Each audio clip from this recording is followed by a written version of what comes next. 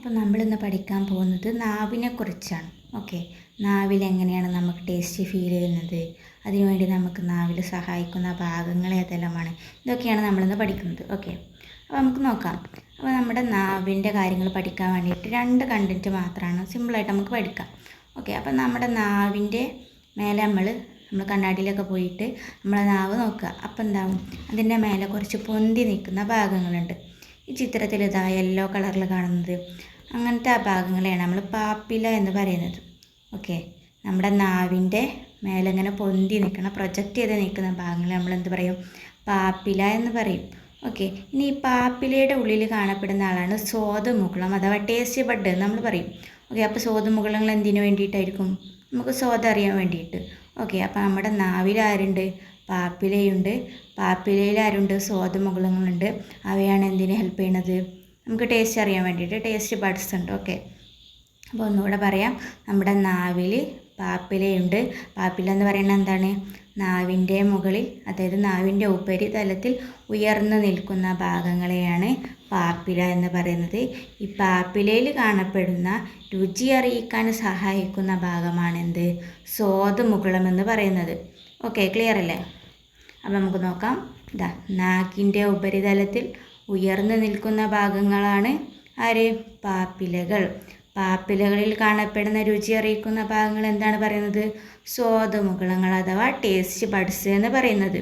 Okay, അപ്പോൾ നമ്മൾ നാവിൻ്റെ കാര്യം പഠിക്കാനായിട്ട് 2 ആളുകളെയാണ് പറഞ്ഞത്, പാപ്പിലകളും സ്വാദുമുകുളങ്ങളും. പാപ്പില എവിടെയാണ് കാണുന്നത്, നമ്മുടെ നാവിൽ പൊന്തി നിൽക്കുന്ന, നാവിൻ്റെ ഉപരിതലത്തിൽ ഉയർന്നു നിൽക്കുന്ന ഭാഗങ്ങളാണ് പാപ്പില. പാപ്പിലയിൽ ആരാണുള്ളത്, സ്വാദുമുകുളങ്ങളുണ്ട്. നമ്മുടെ പാപ്പിലയിൽ കാണപ്പെടുന്ന രുചി അറിയിക്കാൻ സഹായിക്കുന്ന ഭാഗങ്ങളാണ് ടേസ്റ്റ് ബഡ് അഥവാ സ്വാദുമുകുളങ്ങൾ എന്ന് പറയുന്നത്. നമുക്ക് എത്ര തരം രുചിയാണ് നമുക്ക് അറിയാൻ പറ്റുന്നത്, മധുരമുണ്ട്, പുളി, ഉപ്പ്, പിന്നെ ഉമാമി ഉണ്ട്. പിന്നെ ഏതാ ഉള്ളത്, മധുരം, പുളി, ഉപ്പ്, കയ്പ്പ്, ഉമാമി, ഇങ്ങനെ 5 തരം സ്വാദ് നമുക്കറിയാൻ പറ്റും. അപ്പോൾ ഈ സ്വാദൊക്കെ അറിയാൻ വേണ്ടിയിട്ട് ആരാണുള്ളത്, സ്വാദുമുകുളങ്ങളുണ്ട്. സ്വാദുമുകുളങ്ങളാണ് നമുക്ക് രുചി അറിയിക്കാൻ സഹായിക്കുന്നത്. എവിടെയാണ് കാണുന്നത്, പാപ്പിലയിലാണ് കാണുന്നത്. പാപ്പില എവിടെയാണ് കാണുന്നത്, നമ്മുടെ നാവിൽ കാണപ്പെടുന്നുണ്ട്. നമ്മുടെ നാവിൻ്റെ ഉപരിതലത്തിൽ ഉയർന്നു നിൽക്കുന്ന ഭാഗങ്ങളാണ് പാപ്പില എന്ന് പറയുന്നത്. ഓക്കെ, പാപ്പില ആൻഡ് സ്വാദുമുകുളങ്ങളാണ് നമ്മുടെ നാവിൻ്റെ കാര്യത്തിൽ നമുക്ക് ഓർത്ത് വെക്കാനുള്ളത്. ഓക്കെ, ക്ലിയർ അല്ലേ? ഓക്കെ, ഇനി ഇവിടെ കുറച്ച് ചോദ്യങ്ങൾ കൊടുത്തിട്ടുണ്ട് വളരെ സിമ്പിളായിട്ട്.